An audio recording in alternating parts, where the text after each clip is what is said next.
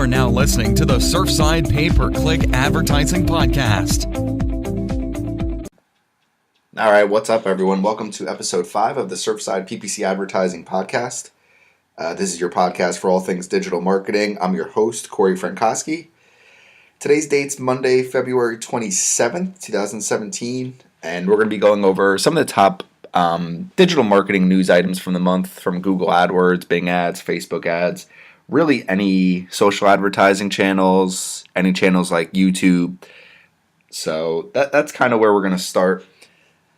Before we do get started, the best way for you to support this podcast is to subscribe and leave a positive review. That's the absolute best way for my podcast to get more listeners, and it'd be the best way for you to support me. So if you could do that, I appreciate it. If you don't enjoy the podcast, I'd love for you to contact me and let me know how I can improve. Always looking to improve. So let's get started with some of the news items. So not a whole lot going on with Google AdWords. It's been pretty quiet, actually. I think everyone's kind of just waiting for the new AdWords interface to completely roll out.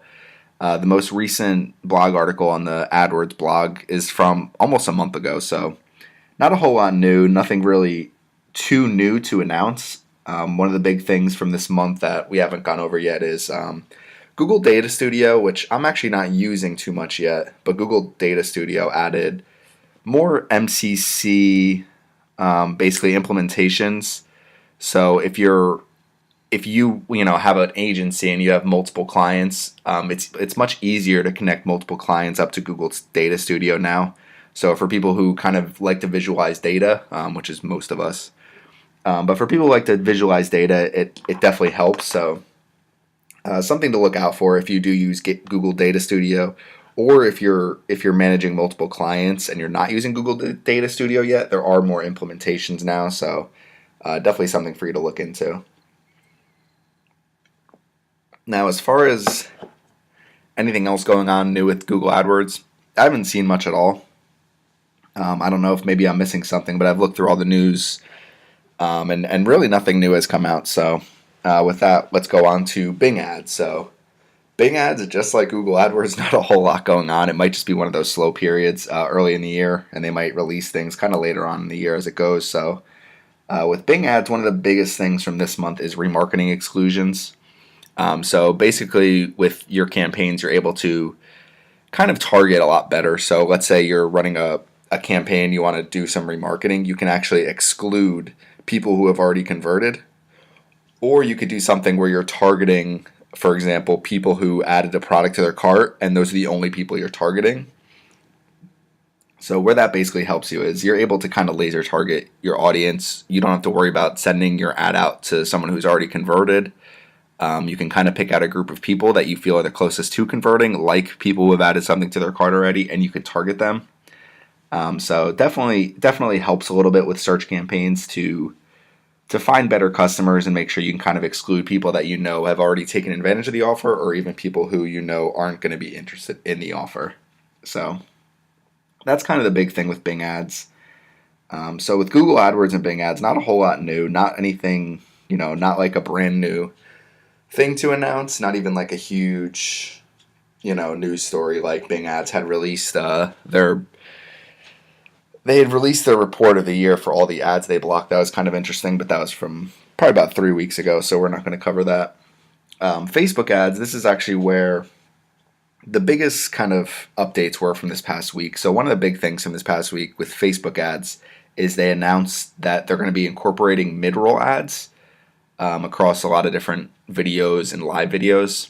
So it's something they've been testing already, but it's kind of public that Mark Zuckerberg isn't a huge fan of pre-roll ads like what you see on YouTube all the time. So what Facebook is trying to do is incorporate kind of more commercials within ads, I guess. So they want you to be engaged in something and then they can serve you a commercial rather than the other way around, serve you the commercial and then hope you get engaged later. So not a bad idea for Facebook. I think it depends on how the ads go. If they're, quick 10, 15 second ads, I don't think those really bother anybody anymore. I think it's kind of the longer ads that people kind of get frustrated with. So if you're looking at 30-second, 60-second ads, I could see it kind of going a little bit haywire, but I'm sure Facebook will monitor every last bit of data to come up with whatever length keeps people the most engaged and makes them the most money. So mid-roll ads, definitely something to look out for if you're a live video creator, if you create a lot of original video content. That's something we do here at Surfside PPC, so I was pretty happy to hear about it. For publishers, it's a new way to basically monetize your videos with mid-roll ads. So publishers have long complained because it's really easy to monetize your videos on YouTube. You basically just upload and click monetize. But with Facebook, Twitter, some of the other social advertising channels, they're not as good. It seems like 2017 is kind of going to be the year where all these social advertising channels improve everything. I noticed Pinterest is using more video already, so that looks good. And I know Twitter is starting to monetize videos as well. So with Twitter, Facebook, YouTube, it becomes much easier to monetize video content. I think what ultimately ends up happening is publishers continue to produce the best video content that they possibly can. So that's basically it with mid-roll ads. The next thing with Facebook is looking into incorporating shorter video ads. They announced this on their blog this week. Shorter video ads, and also they want to improve with better sound overall. If you're an avid user of Facebook, you know that a lot of videos will play without any sound. If you have your sound off, they won't play, and you can actually set that up. So depending on how if you like sound coming through, your computer, your headphones as you're scrolling through your timeline, what Facebook is going to start doing is adding more sound to those videos. So instead of playing a quiet video, they're going to have more sound, and they said they've done some tests and that people have been pretty happy with everything, but we'll see how that kind of comes out. If you use Facebook, that's something to basically be on the lookout for, is videos playing automatically in your timeline and whether or not they're playing sound. The other thing is shorter video ads. So I think this kind of goes back to Instagram stories. Facebook announced that they're going to start doing stories. I think shorter video ads make a lot of sense. It's basically a quick way. From the article I saw, it looked like they said Budweiser, I think, was using them and someone else. I think it's a good way to get a quick ad out there, a quick impression, a quick video ad to either promote something, promote a new product, promote a specific coupon that you're offering. So I think shorter video ads are here to stay. I'm a big fan of short video ads. I think you need to find a length where you're engaging the user, but you're not annoying them. So somewhere between 6 to 10 seconds, maybe 15, I think is kind of the max. But quick short video ads, that's something new that Facebook is going to be offering. So something else to be on the lookout for. Really the last piece of pay-per-click advertising news, and this is for YouTube, is that YouTube is going to start letting advertisers use search data to target ads. So basically, in the past, you were only able to target broad interest groups, remarketing audiences, demographics, placements, some of those different types of things. But the biggest thing is now YouTube is going to let you use users' search history to target them. So, for example, in December, someone's searching for a new winter coat that lives in Maine or something like that. You're able to actually say, okay, I want to target out my ad, which promotes winter coats, to everybody who's searching for winter coats right now. So I think it's a good update, best way to kind of really laser target ads to people. It's kind of difficult with YouTube because when you're sending out an ad to a broad interest group, it doesn't perform that well because they're not actively looking for it. So I think this change is a great one, depending on how well it works. So if people are searching for baseball cleats or something like that, if you're able to basically serve them a video ad in real time to make sure you're solving their problem, I think it's a great feature. So something to keep a lookout for if you do YouTube advertising. Definitely something that will be great to incorporate in 2017. All right, so the first part of this podcast, our news part, is going to be brought to you by SEMrush. SEMrush is my favorite competitive analysis tool. It's a great keyword research tool. It's a great tool to help you spy on your competitors and use basically their data and some of the things that they're doing against them.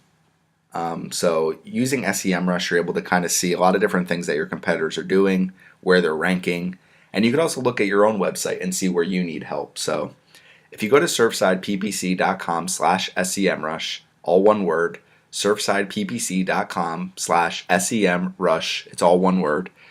You can get started today. They do have a money back guarantee, so if you get started, you don't like it, you can get your money back right away. But to me, I use SEMrush every month. I almost use it every day, and it's an absolutely great tool. You can track your own SEO rankings, you can track your competitors' rankings, and it's going to help you drive more customers this year. So that's surfsideppc.com/SEMrush.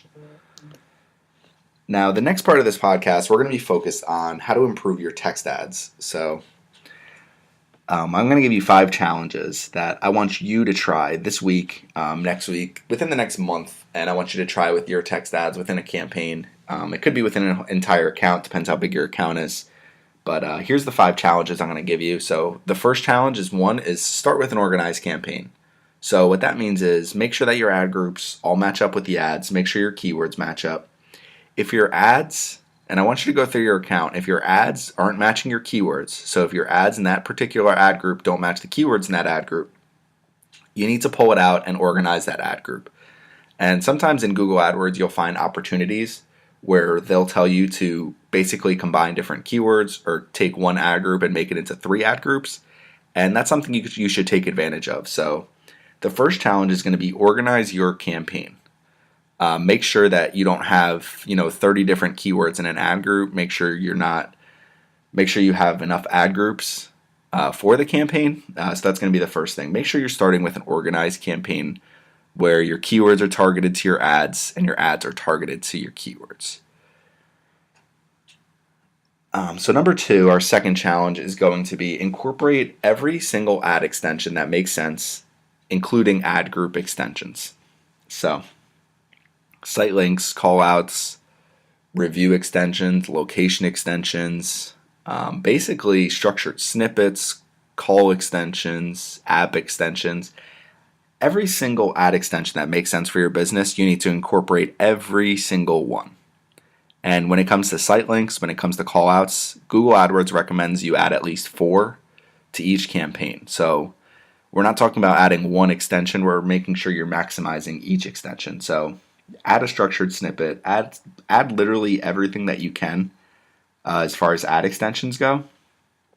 And once you do that at the campaign level, the next part is to go to the ad group level and make sure you're adding different site links at the ad group level and different call out extensions at the ad group level, because it's one of the best ways to really laser target your ads.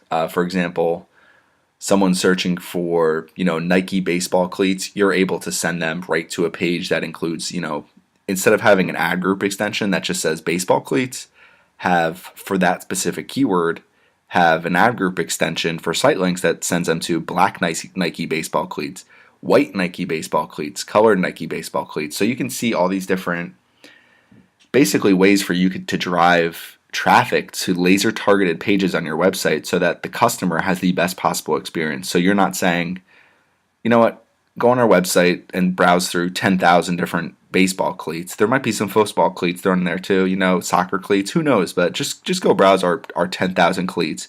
Or you say, here, we'll send you to this page with 200 different black cleats on it, or this page with 200 different white cleats on it. And it's just a great way to target your ads better. So challenge number 1, start with an organized campaign. Challenge number 2, incorporate all ad extensions, including ad group extensions. So those are your first 2 challenges. The next challenge, going to be a little bit of a time-consuming one, but it's one that's definitely worth it in the long run. And what you want to do is create 4 ads per ad group, 2 desktop ads and 2 mobile ads. So rather than creating 2 ads per ad group or even 1 ad per ad group and letting it run on desktop and mobile simultaneously, set mobile-specific ads and set desktop-specific ads. And what I want you to do is basically test them against each other. You're going to get data back for them, and you're able to test your desktop results versus your mobile results, and you can basically laser target your ads better. And the thing you're going to realize is that on mobile, certain things work better because mobile only shows so many characters depending on the mobile device. Desktop is going to show more characters. So with desktop ads, you want to absolutely have as much text as possible. You want to have big ads. With mobile ads, you might find a more compact ad works better for you, maybe using 25 characters instead of 30. So what I want you to do is create 4 ads per ad group, 2 desktop and 2 mobile. So I know if you have 100 ad groups, it means 400 ads. So this could be a project depending on how many ad groups you have, and it might be something that you want to do over the course of a month, depending on how much you're managing. So challenge number 1, start with an organized campaign. Challenge number 2, incorporate all ad extensions, including ad group extensions.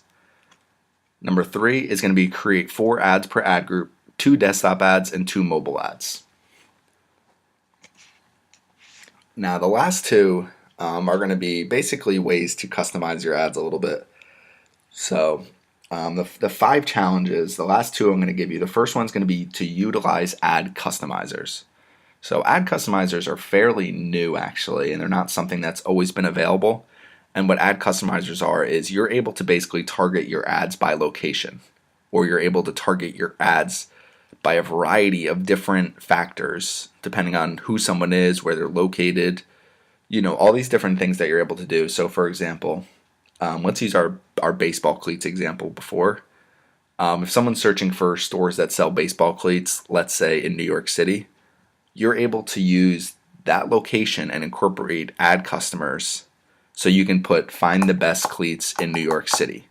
So when someone's searching for a location, or when they're located in that specific location with ad customizers, and maybe even, our next topic, but I'm not going to go through that one yet. But utilizing ad customizers will help you laser target your ads to them. So, if someone sees 3 ads and only one is geared towards New York and the other 2 are broad United States ads, they might click on yours because yours is more targeted towards them. Yours is better for that user. So challenge number 4 is going to be to utilize ad customizers. And for this one, it's not going to be in the whole count. What I want you to do is basically set up a couple of ads that use ad customizers and just monitor them. Just remember you have them, make a note, and monitor them. So utilize ad customers, try to set up a couple of ads, and see if they work for you at all. If they do, then put them for your whole account where they make sense.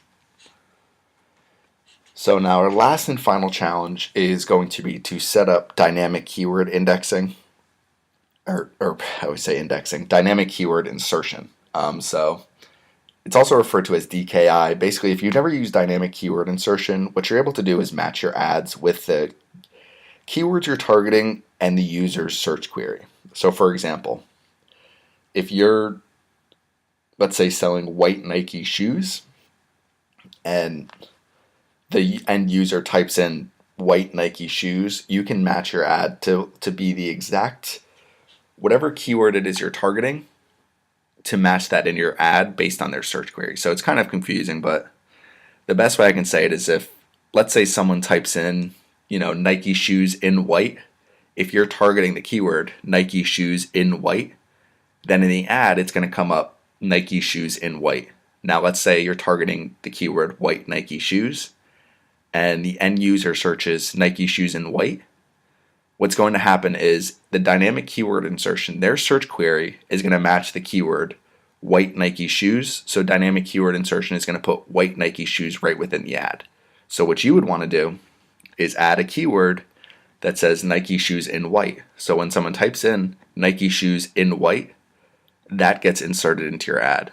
So basically, what dynamic keyword insertion does is it takes the user's search query, matches it with a keyword that you're targeting, and takes that keyword that you're targeting and puts it directly in your ad.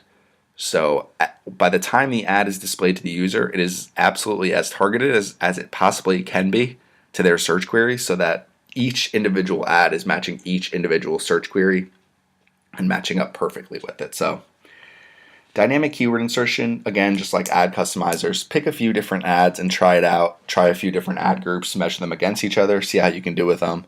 I've had incredible success with dynamic keyword insertion, and I've had incredible, basically, failure where I couldn't get dynamic keyword insertion ads to outperform just regular static text ads. But in other accounts, I've seen huge lifts. And certainly in terms of click-through rate, which helps with your quality scores in the long run. So let's go through the 5 challenges one more time. Again, this is 5 challenges to improve your text ads in AdWords. So 1 is start with an organized campaign. 2 is incorporate all ad extensions, including ad group extensions. 3, create 4 ads per ad group. That's 2 desktop ads, 2 mobile ads. 4 is going to be utilize ad customizers on at least a couple of your different ads and measure them against each other. And 5 is going to be try dynamic keyword insertion on a couple of your ads, just like ad customizers, but maybe pick out a few different ads so you can test them, so you're not testing ad customizers and dynamic keyword insertion on the same ad. So those are your 5 challenges. If you do them, I can almost guarantee you that your quality scores will improve. I can almost guarantee your click-through rates will improve. And I can almost guarantee that your overall results will improve. So you might be listening to this thinking I'm an idiot, but at the end of the day, it's going to help your campaign. It's going to, these are big projects, some of them. They might not take a day to complete. They might take a week or a month to complete. But at the end of the day, you're spending money in AdWords. You want to get the absolute most for your money. So go through the 5 challenges. If you're not sure what the 5 challenges are, you don't have to completely listen to the podcast. You can go to my website, surfsideppc.com/podcast.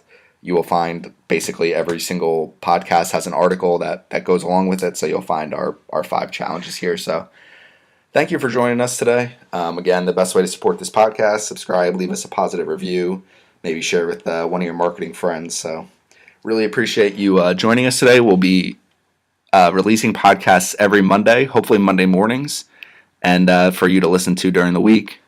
And thanks again for joining the Surfside PPC Advertising Podcast. Thanks so much for listening to the Surfside Pay-Per-Click Advertising Podcast. We'll catch you next time.